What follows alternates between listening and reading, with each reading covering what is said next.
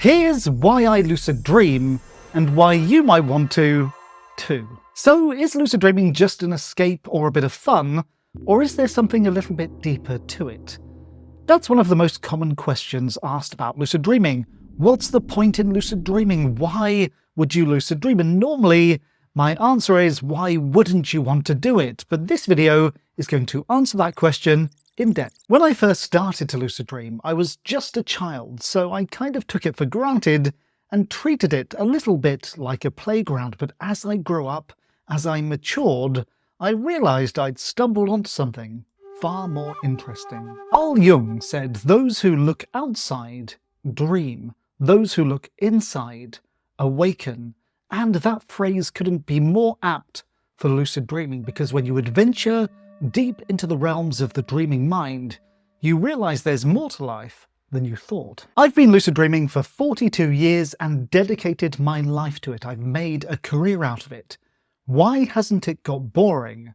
And what can that teach you about your lucid dreaming journey? And this is one of those videos that you can either watch or listen along to. So hop in some headphones, grab a cup of tea, and let's discover why lucid dreaming is worth it. A good place to start is to explore what most people think lucid dreaming is. For many people, when they first hear about lucid dreaming, they think of it as a fantasy playground where they can fly, teleport, or meet their favourite people. This is the classic idea of lucid dreaming as a kind of personal virtual reality. And while that's kind of true, and certainly true for many beginners, that's a little bit like saying the only use of the internet is watching cat videos. This is one of the most common misunderstandings about lucid dreaming, thinking that lucid dreaming is dream control, when it's not. Dream control is actually a separate skill you learn after you've become a lucid dreamer. In fact, one of the pioneers of lucid dreaming, Stephen LaBerge, once said, lucid dreaming isn't about control, it's about awareness. Personally, I'd go even further. I would say that lucid dreaming isn't about control, and it's also not about awareness, but it's about understanding. Studies show that over half of people will experience at least one lucid dream, normally by chance, in their lifetime. They stumble into this strange realm of the mind. They might do a little bit of dream control, they might explore a little bit, but then they never think to return again.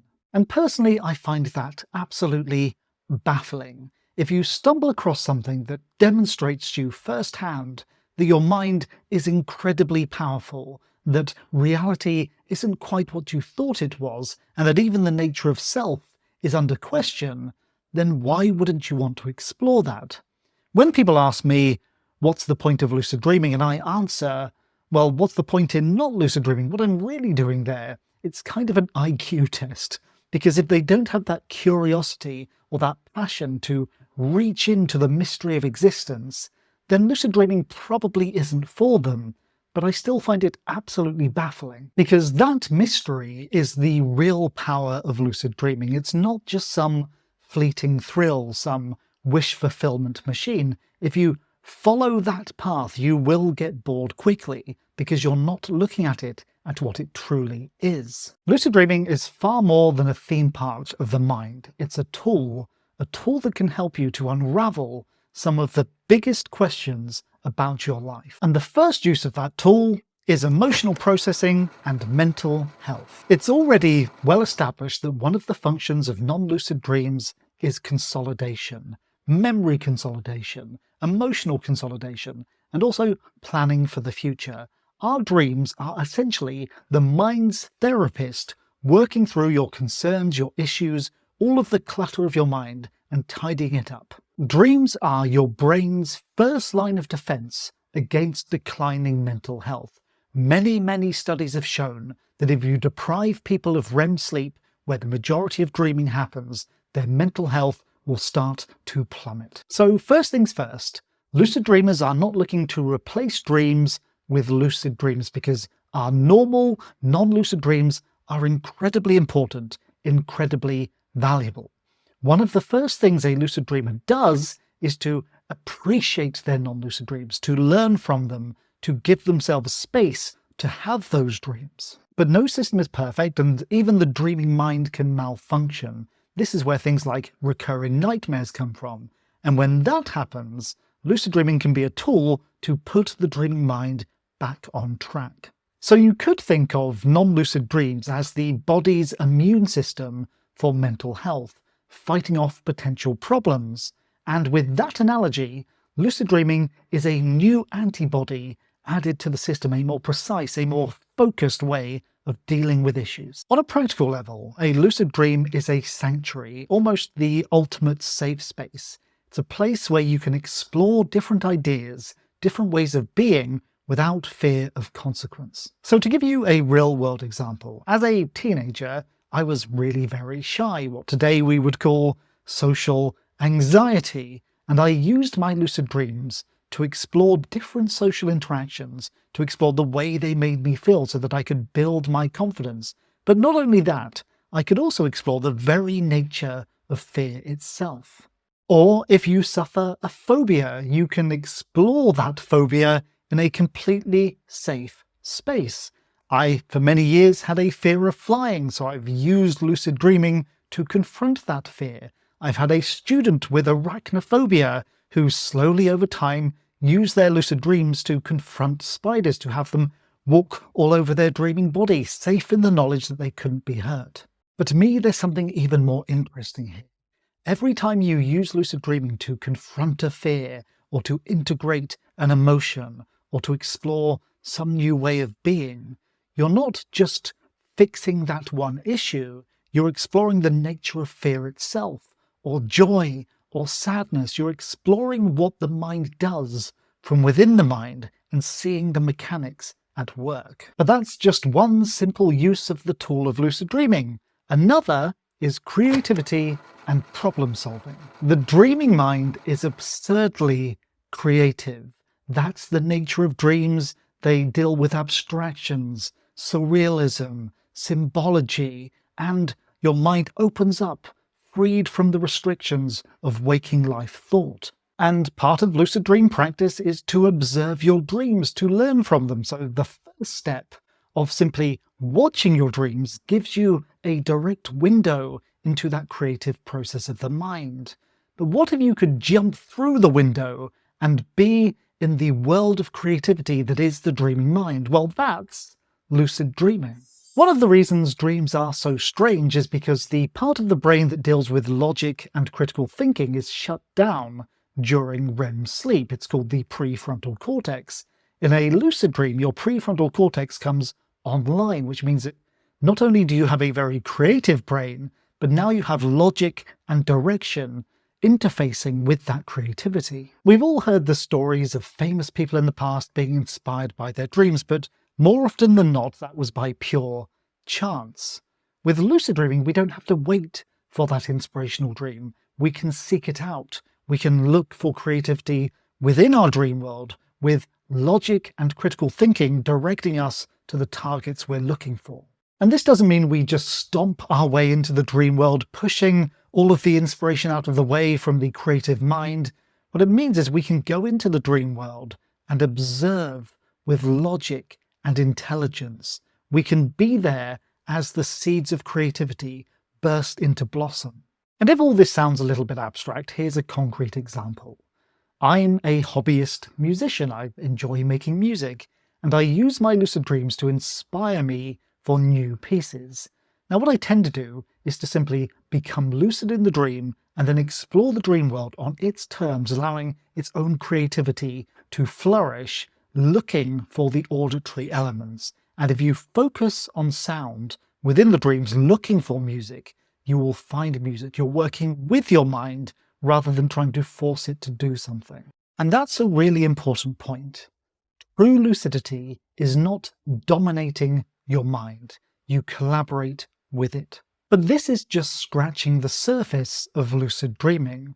Whilst these are useful tools that lucid dreaming can offer you, the real joy, the real reason I've been a lifelong lucid dreamer and will continue until I stop existing, is this. Lucid dreaming is a gateway to mystery. One of the most profound lessons that lucid dreaming teaches you, and that lucid dream training teaches you, is that everything we take for granted, everything we hold as true, is an illusion. When you walk through the landscape of your mind, feeling as real as this moment right now, that's your first taste of the illusion of reality shattering. Up until that point, you've spent your entire life just assuming that you're interfacing with reality and it's different from you. When you're in the dream world, you can't live in that illusion anymore because you see that your mind is capable of generating a perfect replica of the universe. It feels as real as this does right now. So you learn very quickly that everything you've ever perceived is also a mental model, a dream. You've only ever experienced a dream. Only one is built from your sensory data, and the other is built from your memories and thoughts. And the reality is that both are much closer than you would think. And this is just the first true lesson of lucid dreaming, that your entire life has been an illusion. And any of you who are interested in Taoism or Buddhism or philosophy will realize this is the same thing that many ancient people have been telling us since the dawn of time, that reality is a dream.